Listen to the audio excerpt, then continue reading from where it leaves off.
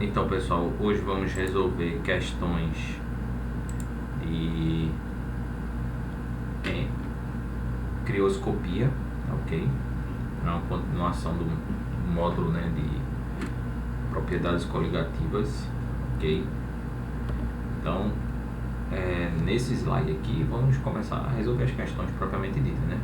Então, a seguir temos algumas soluções formadas com ácidos totalmente ionizados e sais totalmente dissociados. Então, ele dá deixa eu pegar aqui uma caneta. Então ele dá uma série de sais aí, né? Vou pegar uma cor aqui legal para destacar. Pronto. Então ele dá uma série de sais, né? Dá o brometo de cálcio, o brometo de sódio, o sulfato de potássio, a sacarose e o ácido clorídrico. Então ele quer a ordem crescente. A ordem crescente significa do menor para o maior. Então ele quer saber qual a substância aí vai ter o menor ponto de congelamento, né? A solução, né? Porque são soluções. Se são soluções, são formados por um soluto e um solvente. No caso aqui, os solutos são essas substâncias, tá bem? Então ele quer que você coloque isso aí em ordem crescente. Então assim, quanto maior for a concentração de partículas dissolvidas, né, mais dificuldades as moléculas de água terão para se organizar e formar a forma sólida, né, ou a estrutura sólida. Portanto, menor será a temperatura de congelamento. Então, a solução aqui que tiver mais partículas é aquela que vai ter o menor ponto de congelamento. Além disso, com exceção da sacarose aqui, ó, sacarose é açúcar, hein? Todas as soluções apresentam compostos iônicos dissolvidos. É preciso então analisar a quantidade de íons dissolvidos em cada solução. Então veja, a gente pode lembrar de uma coisa, ó. Quanto maior a quantidade de partículas, né? Então, número de partículas, não é isso? Menor o ponto de congelamento, ok? Ponto de congelamento. É assim que vai funcionar. Aí veja, a gente já pode afirmar uma coisa, né? A solução 3 é a que terá menor, né? Solução 3, menor ponto de congelamento. Gente, eu indicaria aqui no caso você utilizar a equação de Van Hoffen. Ela vai influenciar bastante aqui. Porque tem duas maneiras de fazer isso. Tem uma maneira que você pode pegar, ó. Você pode fazer o seguinte: pegar essas substâncias aqui e fazer as equações iônicas. Mas você tem que estar dominando como escrever uma equação iônica. Seria brometo de cálcio, né? Então a equação iônica disso aqui é sólido, aí com água, não é isso? Aí vai formar o que? O Ca2+, aquoso, não é isso? Mais o Br menos, né? Só que observa uma coisa, né? Aqui o coeficiente é 2, aí você coloca 2 para ficar balanceado, ok? E aqui você coloca, ó, o coeficiente aqui é 1, aqui você coloca 1. E essas cargas de onde vieram? Ora, você pega esse valor aqui, ó, 2, e coloca aqui, ó, no cátion. E esse tem um valor aqui, 1, só que não escreve. Aí coloca aqui, ó, menos 1. Tá ok? Aí deixa eu fazer outra aqui. Brometo de sódio sólido mais água, não é isso? Eu vou fazer das duas maneiras essa questão. Aí, veja, aqui, ó, aqui não é 1, aí eu coloco aqui, ó, Na, o cátion, mais 1, aquoso.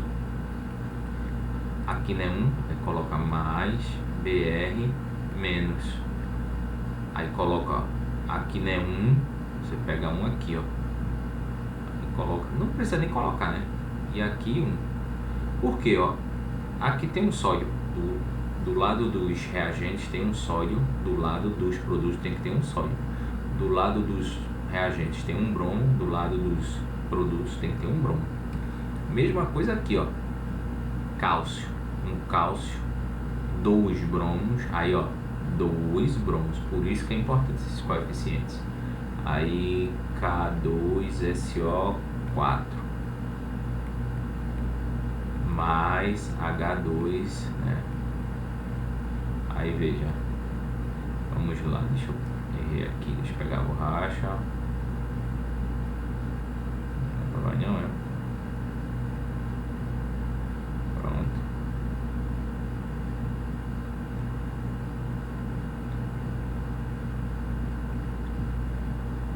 Aí veja, vamos lá, potássio, né? Aí veja, o potássio no caso aqui, ó, é como se tivesse um parênteses aqui, ó. Aqui é 1 do lado do parênteses, aí você coloca mais 1. E esse valor 2 aqui, você repete aqui, ó, 2 aquoso mais, aí veja, o sulfato, né? SO4, aí é um ânion, né? Então, ó, você pega esse 2 aqui e coloca aqui, ó, 2 menos. Aí veja, aquoso, né? A mesma, ó, sacarose não tem sentido, né? Para sacarose.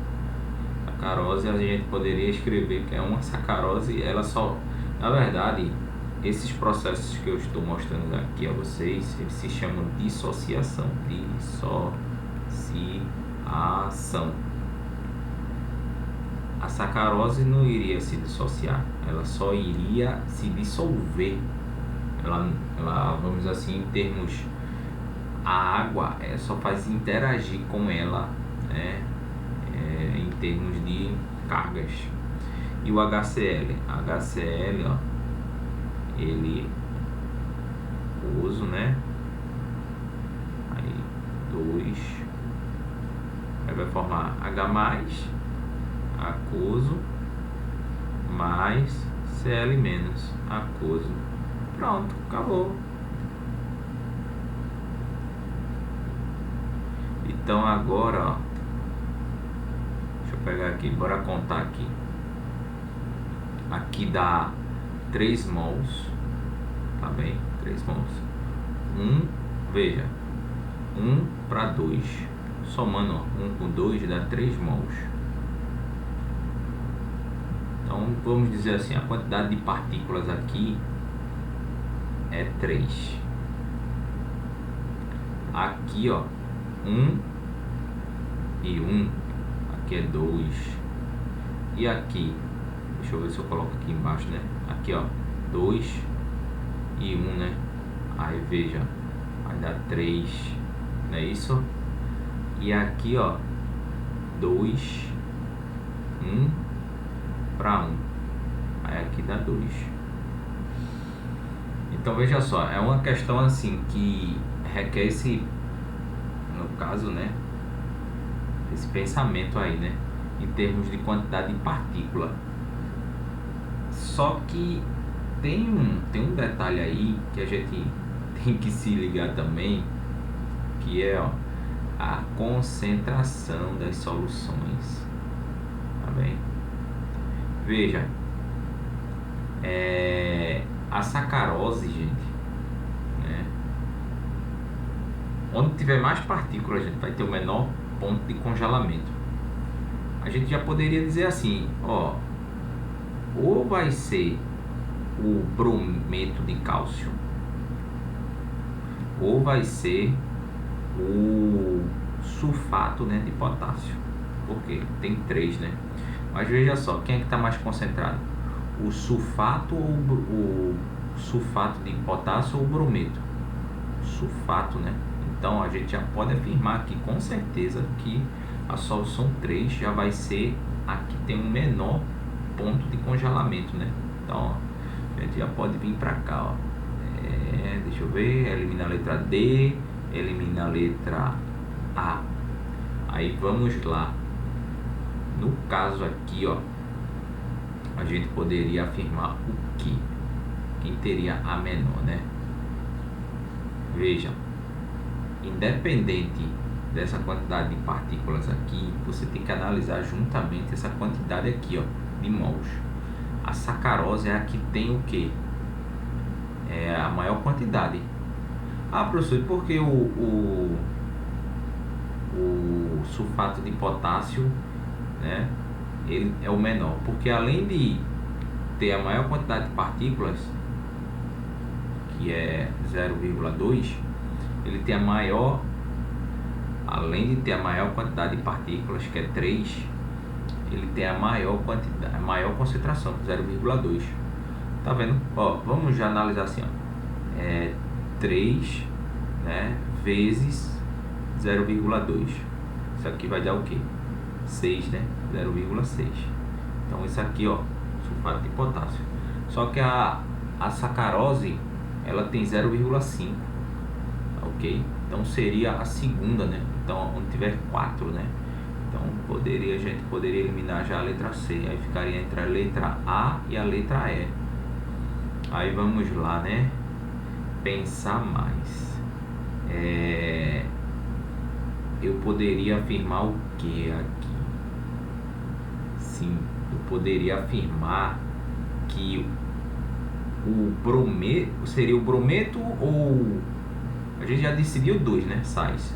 Seria, sais não, substância, seria K2SO4, tem um menor ponto de evolução, aí coloca menor, né, em ordem crescente.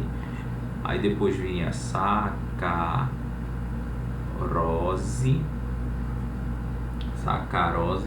e depois viria quem? Aí é que tá, a gente vai ter que decidir entre o brometo de cálcio, o brometo de sódio e o HCl. Mas vamos observar aqui, ó. O problema do brometo de cálcio é a sua concentração, é 0,1, quer dizer, então a menor concentração, né? Em comparação com o brometo de sódio, 0,2, tá bem? E em comparação com a HCl, né? Tá vendo? Sabe uma afirmação que eu poderia dizer aqui para vocês de antemão já? Vê. Eu poderia afirmar que a substância 2, né, que seria o brometo de sódio, é o terceiro, o menor ponto. Por quê? Vamos lá, o brometo tem, ó, 2, né? Quantidade de partícula 2, mas olha a concentração dele, 0,2. É a maior concentração entre o brometo de cálcio, o HCl, não é isso? Então a gente poderia escrever, aí veja, o quarto, quem seria o quarto? Seria quem? O brometo de cálcio. Por quê? O brometo de cálcio, ele tem 3 partículas, só que a concentração dele, ó, 0,1. Então a gente pode escrever.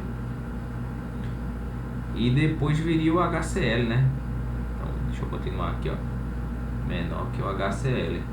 O HCl tem um menor porque, ó, o HCl está numa concentração baixa e tem 2 de quantidade de partículas, ó. 1 para 1. Não dá 2 se juntando? Então a gente tem que ter essa consciência. Então seria aqui, ó, letra E. Teve pessoas, ó, pessoal, não entendi. Você pode fazer o seguinte, ó, para obter essa resposta rápida. Pega esse valor aqui que eu calculei, né? 1 mais 2, pega 1 mais 2 dá 3, aí multiplica pela concentração. Concentração aqui, ó, pro brometo de cálcio é 0,1. 0,1 vai dar 0,3. Depois aqui, ó, o brometo de sódio. O brometo de sódio, ó, é 0,2, tá lá, ó, 0,2 vezes 2, aí dá 0,4. Então veja, depois você vai pegar, ó, o sulfato de potássio, que é 3, né? 2 mais 1 daqui, ó, dá 3 vezes a concentração, ó, 0,2, aí dá 0,6. Tranquilo? Tranquilo, né? Aí deixa eu ver mais aqui, dá 0,6. Aqui, ó, 1 mais 1 dá 2. Então 2 vezes o que? A concentração da HCl, que é 0,1. Vai dar 0,2. Então, ó, por isso que a gente escreveu, ó, esse aqui é o maior em quantidade de partículas, né? 0,6. Eu falei o que? Quanto maior a quantidade de partículas, menor o ponto de congelamento. Então, ó, ele vai ser o menor ponto de congelamento. Depois, a sacarose. A sacarose, gente, ela é imbatível em relação ao restante, brometo de sódio, brometo de cálcio e HCl, porque a concentração dela é 0,1. Ela só perde para o sulfato, né, de potássio. Por quê? Ora, o sulfato de potássio pode até estar numa concentração menor, né, do que a sacarose, 0,2, mas ele é um composto iônico. Aí se você multiplicar, ó, sulfato de potássio 3 por 0,2 dá 0,6, que é maior que 0,5. Aí você vê nesses valores, 0,6, sacarose 0,5, NaBr deu 0,4. Ele poderia até escrever, ó, 0,6 menor que 0,5 menor, aí o Na que 0,4. Estou pegando esses valores daqui, menor que, deixa eu ver aqui, 0,3 menor que 0,2. Isso aqui, ó, sulfato de potássio, sacarose, brometo de sódio, brometo de cálcio e HCl. Tá bem? Isso aqui é inversamente proporcional. Quanto maior a quantidade de partículas, menor o ponto de congelamento. Então, quem é que tem o menor ponto de congelamento? O sulfato de potássio, porque ele tem a maior quantidade de partículas, 0,6. Aí quem é o outro? 0,5. Ele não tem a segunda maior concentração de partículas, então vai ser a sacarose. Tá bem? É assim que funciona essas questões quando são cobradas de maneira qualitativa, né? E crioscopia. Pode ser uma questão assim fácil para quem já tem um certo, vamos dizer, habilidade, né, com crioscopia, mas é um pouco difícil, porque você precisa saber o que são equações iônicas. Aí assinale V para verdadeiro, F para falso, né? Aí vamos lá, né? Em lugares frios, deixa eu pegar aqui, em lugares frios como a Antártida e o Polo Norte, a água do mar, tanto no estado líquido como no estado sólido, não possui sais dissolvidos. É errado, né? No estado sólido, essa água, ela vai, logicamente, e no estado líquido a gente sabe, a água do mar é uma solução, contendo o quê? Sais. Então você já poderia dizer aqui, ó, falso. No estado sólido, a quantidade de sais é muito baixa. Você poderia dizer que é uma água um pouco pura, né? Assim, porque água pura, esse termo a gente usa, né, no dia a dia, mas não existe água pura. A letra B, a nível do mar, os sucos congelam a temperatura inferior a 0 graus Celsius. Sim, né? Porque o suco é o quê? Uma solução, ó. Vamos lembrar o que é uma solução. E se lembram lá, mistura homogênea e heterogênea. Mistura homogênea e mistura heterogênea. Aí veja, toda mistura homogênea é uma solução. Uma solução ela é formada por quê? Pelo quê? Pelo solvente, que está em maior quantidade, e pelo o que? Soluto, que está em menor quantidade. Então, logicamente, os sucos são uma solução. Por quê? Você pega a água e é uma polpa de fruta, né? Geralmente. A polpa é o soluto e a água é o solvente. Como ali você mexeu na propriedade da água, diminuiu o ponto de congelamento. Então aqui, ó, verdadeiro. Quando o soluto não volátil é adicionado a um solvente, sua pressão de vapor aumenta. ela não aumenta, ela diminui, né? Então aqui é falso, né? Você já pode colocar a letra C, falso. Por conta disso, a temperatura de congelamento do líquido também aumenta, ela diminui, né? Na verdade. Aí, letra D, por serem formados nas regiões frias do oceano, os icebergs e outras placas de gelo que se formam no mar são constituídos de água e sais dissolvidos. Falso, né? Os icebergs, como eu disse a vocês, são é água sólida, só que é uma água um pouco mais purificada por causa da questão da crioscopia, né? A temperatura para você congelar a água do mar tem que ser muito baixa, tá entendendo? Por isso que você não encontra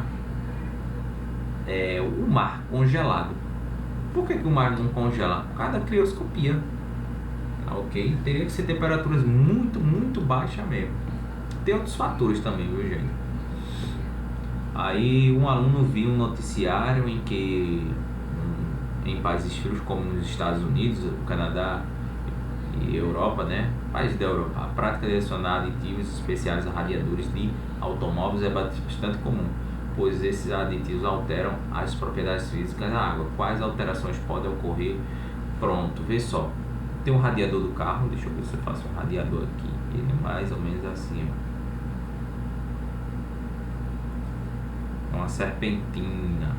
Aí tem um reservatório aqui, ó, que fica no motor. Isso aqui fica na frente do carro. E tem um reservatório que o pessoal adiciona água. Só que não água. É assim, é uma mistura. Tá bem?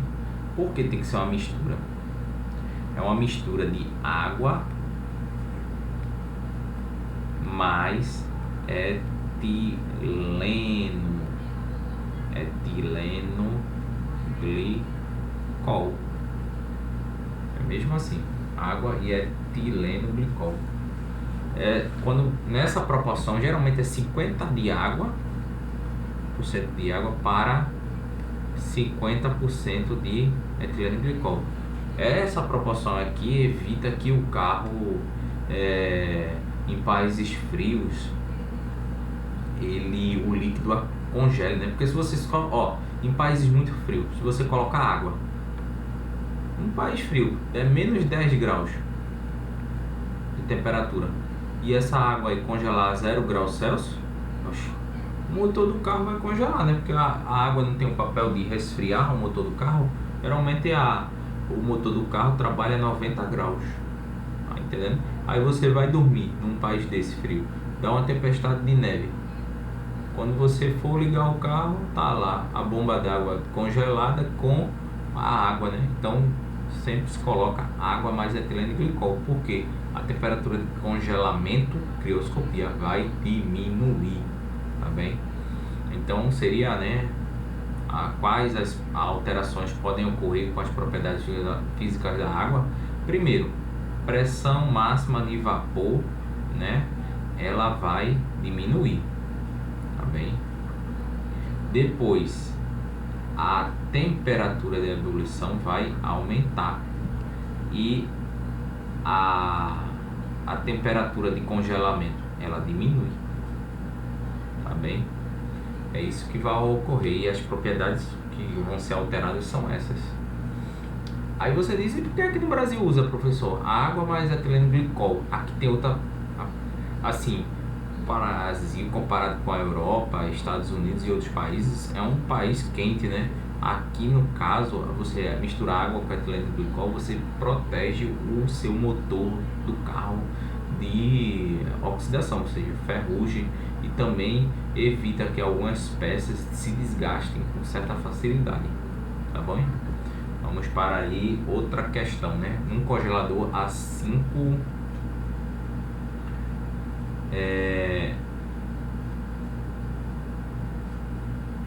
deixa eu ver aqui, pronto. Num congelador há 5 formas, né? 5 formas que contêm líquidos diferentes para fazer gelo e picolés de limão.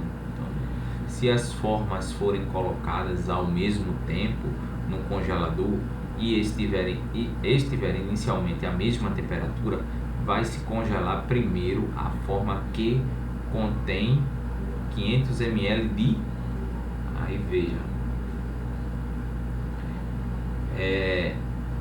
com a adição de suco de limão e açúcar, a temperatura de congelamento da água diminui, tendo que esperar. Nós esperamos o quê?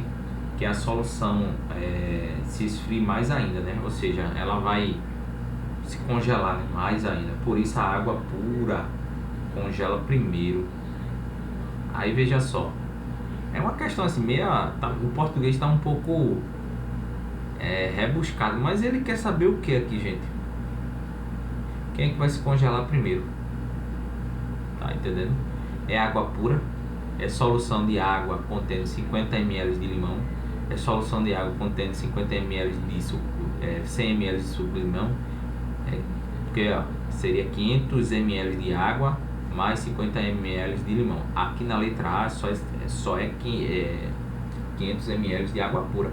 Então eu já poderia dizer o que a vocês: a água pura vai se congelar primeiro, né? Se existir água pura, né? Como eu tenho ressaltado aqui que a água pura não existe, existe uma aproximação. Então, como eu disse a vocês, quanto maior a quantidade de solutos no solvente, menor a temperatura de congelamento. Então veja, a água pura ela vai se congelar primeiro porque ela congela o H2O, ela se congela geralmente a 0 graus Celsius. Então, letra A. Tá bem? A água pura aí no caso, né? Aí vamos lá, né? Opa, a gente tá quase terminando. Vamos lá seguir o roteirinho, né? Em países onde os invernos são rigorosos, coloca-se sobre o leito de ruas consideradas prioritárias ao trânsito a mistura, né? Cloreto de sódio e cloreto de cálcio e areia para diminuir riscos, né, de derrapagem. Ó, gente, morar em país frio pode até ser bom pela televisão ou passar assim uma semana de férias, mas você trabalhar lá não é legal não, é muito frio. Quando tem esses problemas com neve, tem que estar jogando sal na rua, esses outros sais, areia, você pode escorregar. Ó, não recomendo, hein? Cada um desses produtos tem uma função definida que associadas são muito eficientes, indica a afirmação correta, né? Então veja, as estradas cobertas de neve, o que se deseja é manter a água na fase sólida, evitando que ocorra a fusão, situação em que ocorre, ou seja, você jogar sal na neve, você está querendo que a água derreta, entre em fusão com maior facilidade. Aí vamos ver aqui, ó. Analisar letra por letra. O cloreto de sódio abaixa o ponto de congelamento da água, correto. O cloreto de cálcio, quando se dissolve, absorve o calor, e a areia aumenta a aderência. No caso aqui, o cloreto de sódio não tem essa função de absorver calor, hein? Ele pode até descartar. O cloreto de sódio eleva o ponto de congelamento, não, né? Diminui. Então vamos eliminando, ó. Já eliminamos a letra A e a letra B. O cloreto de sódio abaixa o ponto de congelamento da água. O cloreto de cálcio, quando dissolve, libera calor, também não, né? Não, peraí. No caso aqui, vê só, essa questão é um pouco maliciosa, sabe por quê? O cloreto de cálcio, CaCl2, ele tem uma função, né, de justamente liberar calor. Ele não absorve calor, ele libera calor. No caso, ó, o cloreto de sódio, né? O cloreto de sódio, né, forma o cloreto de sódio, o NaCl. Ele vai diminuir a temperatura de congelamento da água, correto? Pois no caso aqui é assim, vê só, essa questão aqui você teria que ter um conhecimento mais aprofundado, né? Eu eu ficaria entre a letra C. Por quê? Vamos lá. Para a letra D, o cloreto de sódio abaixa o ponto de congelamento. O cloreto dissolve-se através de reações endotérmicas. Endotérmica não, né? Seria exotérmica. O cloreto de sódio eleva o ponto de congelamento. Errado, né? Diminui. É a mais correta, mas assim, você tem que ter certeza, né? Eu já trabalhei, viu, gente, com cloreto de cálcio. E realmente, quando ele se dissolve em água, ele libera calor. Então a reação é exotérmica. Então, letra C. Bem, deixa eu ver outra questão aqui. Pronto. Essa daqui é para a gente finalizar. A determinação experimental da massa molar de substâncias não ionizáveis pode ser obtida pelo efeito embrioscópico, produzido quando estas substâncias são dissolvidas num solvente comum, como a água. Sabe-se que o AIV 8 gramas, né? Então vamos anotar, 8 gramas de uma determinada substância foi dissolvida. Então essa substância, massa, ela é o soluto. Então a massa M1 é igual a 8 gramas. Aí dissolvido em 80 gramas de água. Então a M2 é 80 gramas de água. É isso. Aí depois a temperatura, né? E que a temperatura de ebulição normal da solução. Então essa solução aí tem temperatura final igual a quê? 100,45 graus Celsius. E a temperatura, ó, temperatura da água pura, a gente vai dizer, ó, a água inicial, a temperatura inicial é de 100 graus Celsius. Aí ele dá a constante embrioscópica, né, que eu vou chamar de K, é B, é de 0,5 molar. Vê só, a gente vai, como é que a gente vai obter? Ele quer saber o que? A massa molar. Então MM1, a massa molar do soluto.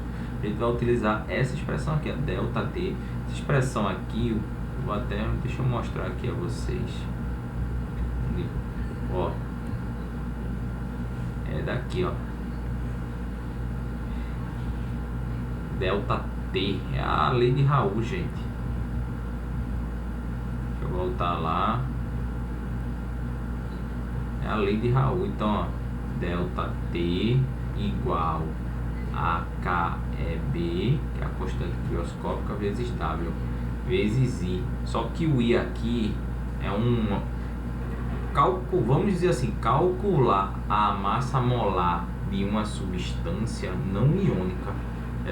Essa fórmula aqui é válida. O I aqui vale 1. É uma substância não iônica. Então esse I aqui vale 1. Então a delta T, quem é delta T? Delta T é a variação de temperatura, a temperatura final menos a temperatura inicial. Então vai ser 100,45 menos 100 graus. Isso vai dar o quê? 0, não é isso? 45. Tá ok? Aí você coloca aqui, ó, 0,45. Quem é a constante crioscópica? 0,51. Não liga para unidades, hein, gente? Isso aqui é como se fosse uma prova de concurso ou vestibular ou Enem. Você tem que se ligar no tempo. Aí a molalidade, vê, a molalidade aqui a gente tem que se lembrar. A molalidade, ela é uma formulazinha, M1 sobre M2 em quilogramas. Só que a gente não usa essa fórmula, a gente usa essa aqui, ó, N1 sobre MM1 vezes M2 vezes 1000. Então, ó, a gente vai pegar essa parte aqui e substituir aqui. Então, ó, que é N1? N1 é a quantidade, né, o número de mols de solvente. Só que tem um solvente não, de soluto aí, né? Só que tem um probleminha aí, né? Que é agora que eu vim notar. Ele não deu, né, gente? A quantidade de...